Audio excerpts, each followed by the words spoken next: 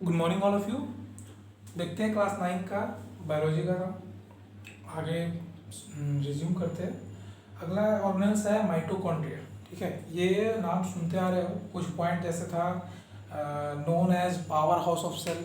ठीक है, ये पॉइंट सबको पता होगा। ठीक है, अब देखते हैं इसका स्ट्रक्चर कैसा है। तो ये स्ट्रक्चर देखो क्या है।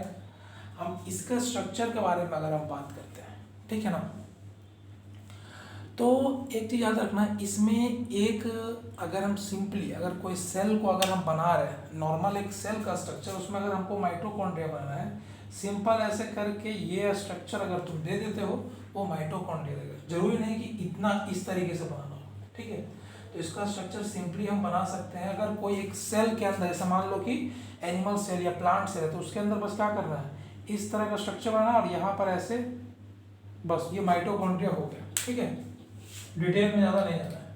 अब इसमें देखो इस माइटोकॉन्ड्रिया के स्ट्रक्चर में क्या क्या है। पहला राइबोसोम्स है, मेम्ब्रेन है, मेम्ब्रेन को दो पार्ट बांटा गया, आउटर और इनर।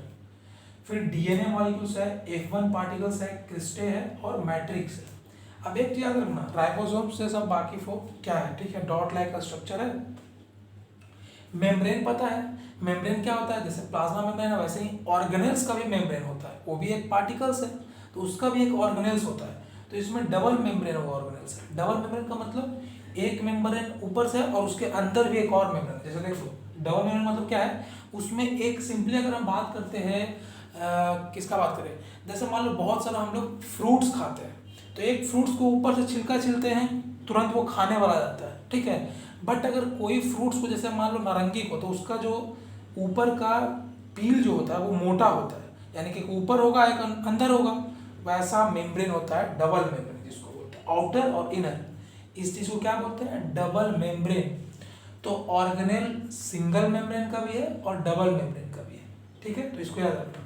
फिर क्या है, इसमें डीएनए मॉलिक्यूल्स बनाया गया, डीएनए मॉलिक्यूल्स है।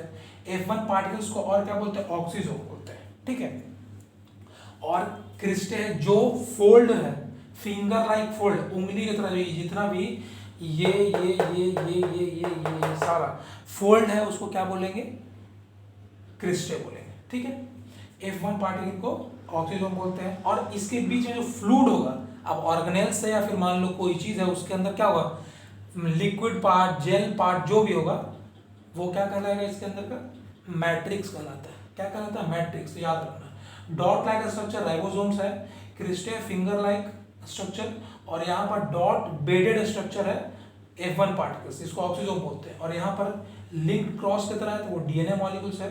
और ये मेम्ब्रेन बताया कि आउटर मेम्ब्रेन ऐसा, इनर मेम्ब्रेन ऐसा। अब यहाँ पर आते हैं क्या क्या लिखेंगे, देखो it is a small rod shaped organelles and double membrane structure. Rod shape का मतलब क्या, ये इस तरह का स्ट्रक्चर, ये रॉड है बेसिकली। फिगर में अगर देखें तो रॉड लाइक स्ट्रक्चर, देखना बैक्टीरिया के जब पढ़ा हो तो इसी तरीके से आता है। तो रॉड लाइक स्ट्रक्चर है और डबल मेम्ब्रेन है, अभी देख लिए आउटर मेम्ब्रेन और इनर मेम्ब्रेन। ठीक है, अब उस आउटर मेम्ब्रेन और इनर मेम्ब्रेन में क्या है, तो आउटर मेम्ब्रेन स्मूथ है, जो बाहर का ये है मेम्ब्रेन वो स्मूथ है। और इनर मेम्ब्रेन क्या है, projected into numerous finger like structure called cristae. देख लो ये इनर मेम्ब्रेन को रखे तो देखो ये मुड़ा हुआ है उंगली के फिगर में, मतलब फिंगर लाइक स्ट्रक्चर है वो इनर मेम्ब्रेन, एक्सटेंड है अंदर की तरफ, जिसको हम लोग क्रिस्टे बोलते हैं। अब cristae is a small rounded body known as F1 particles और ऑक्सीजन। ठीक है, अब क्रिस्टे के पास, ठीक है, क्रिस्टे के पास क्या होता है, राउंडेड बॉडीज है। देखो क्रिस्टे के पास क्या है, राउंडेड बॉडी है, जिसको हम लोग F1 पार्टिकल बोलते हैं या फिर उसको ऑक्सीजोम बोलते हैं। ठीक है, अब यहां पर हम बात करते हैं किसका, मैट्रिक्स का। Interior cavity is filled with proteinaceous gel like matrix. क्या होता है, अब जो ये मैट्रिक्स है वो क्या है, माइटोकॉन्ड्रिया के अंदर का फ्लूइड पार्ट है, जो जेल के तरह। जेल कैसा होता है, पूरा लिक्विड नहीं होता है, वो एक तरीके से सेमी सॉलिड बोल सकते हैं, या फिर जमा हुआ होगा उसमें लिक्विड। तो वैसा स्ट्रक्चर को हम लोग मैट्रिक्स बोलते हैं, जिसमें क्या होता है, उस मैट्रिक्स में क्या होता है, राइबोसोम्स और डीएनए होता है। और राइबोसोम्स और डीएनए इसका अपना है, सेल का तो होता ही है, सेल का डीएनए तो है ही, पर माइटोकॉन्ड्रिया का भी अपना राइबोसोम्स है और डीएनए, क्योंकि इसको प्रोटीन सिंथेसिस भी करना है और डीएनए का रेप्लिकेशन भी करना होता है। अब आते हैं माइटोकॉन्ड्रिया एब्सेंट किस में है, बैक्टीरिया में है और हम लोग के आरबीसी में एब्सेंट है, ठीक है। आरबीसी ऑफ मैमल्स और इसमें बैक्टीरिया में, बट कुछ एक्सेप्शन भी है कैमल वगैरह का, जैसे कि शेप में आता है उसका हम देखते हैं। फंक्शन याद रखना है। पहला तो क्या है, इसका मेन काम है एनर्जी प्रोवाइड कराना, ठीक है। तो एनर्जी प्रोवाइड कराता है, जितना भी सेल का काम होगा उसमें सारा में एनर्जी प्रोवाइड करता है। अब ये करता क्या है कि एनर्जी को स्टोर रखता है, और कब रिलीज करता है, जब कोई रिएक्शन हो या फिर जब कोई काम पड़ता है। जैसे डीएनए का रेप्लिकेशन कराना होगा, माइटोकॉन्ड्रिया एटीपी यानी एनर्जी देगा। फिर मान लो ट्रांसक्रिप्शन ऑफ आरएनए, आरएनए का मान लो प्रोटीन में सिंथेसिस कराना, जैसे प्रोटीन सिंथेसिस कराना है तो उसमें यूज आएगा। फिर मान लो मैकेनिकल वर्क मतलब हम लोग दौड़ते हैं, चलते हैं, मसल्स का कॉन्ट्रैक्शन होता है। मैकेनिकल मतलब क्या, जो हम लोग काम कर रहे हैं उसमें भी ये एनर्जी का यूज होता है कि नहीं, हम लोग काम करते हैं ना, तो एनर्जी का यूज करता है। तो वो क्या के फॉर्म में हम लोग को एनर्जी देता है, एटीपी के फॉर्म में, तभी हम लोग काम कर पाते हैं। और एटीपी का फॉर्म क्या है, एडिनोसिन ट्राइफॉस्फेट, 8 में पढ़ चुके हैं, ठीक है। और एटीपी को हम लोग बोलते हैं known as energy currency of cell.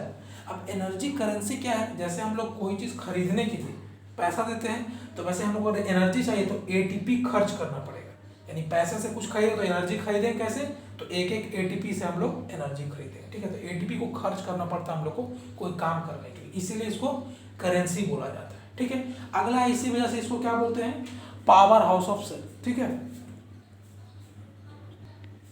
इसको बोलते हैं पावर हाउस ऑफ सेल, ठीक है। माइटोकॉन्ड्रिया सिंथेसाइज क्यों करता है, एटीपी ये बनाता है, इसके कारण इसको powerhouse of cell, power मतलब जहां से हम लोग को इलेक्ट्रिसिटी आता है। अब आता है इसके बाद प्लास्टिड। प्लास्टिक का क्या है, प्लास्टिड का इसमें बेसिकली हम लोग पढ़ते हैं क्लोरोप्लास्ट, ठीक है। प्लास्टिड क्या है, plastid are present in most of the plant cell, मतलब ये प्लांट में बेसिकली प्रेजेंट होता है, क्योंकि क्लोरोप्लास्ट वगैरह ग्रीन पिगमेंट ये सब होता है प्लांट वगैरह में, एनिमल में ये एब्सेंट होता है, ठीक है। दे आर यूजुअली स्फेरिकल और डिस्क्वाइडल इन शेप, स्फेरिकल के शेप में होगा या डिस्क लाइक स्ट्रक्चर में होगा, ठीक है।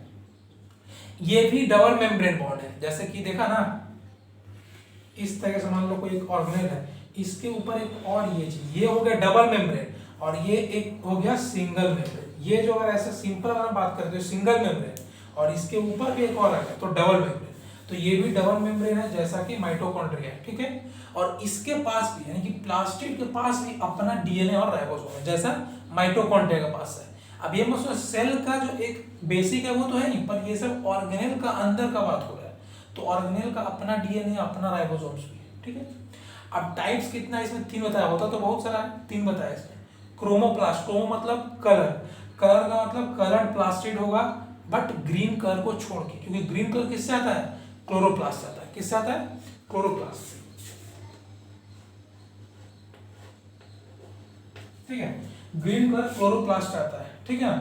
और ल्यूकोप्लास्ट कलरलेस, यानी कि व्हाइट जिसको बोल सकते हैं, ल्यूको मतलब व्हाइट का, ल्यूकोसाइट्स जैसे पढ़ते हो व्हाइट ब्लड से, तो वैसे ल्यूकोप्लास्ट है कलरलेस, मतलब जिसका कोई कलर नहीं होता, मेनली व्हाइट कर लो, वाटर कलर जैसे कलरलेस होता है, वैसा कलरलेस प्लास्टिड है, ठीक है।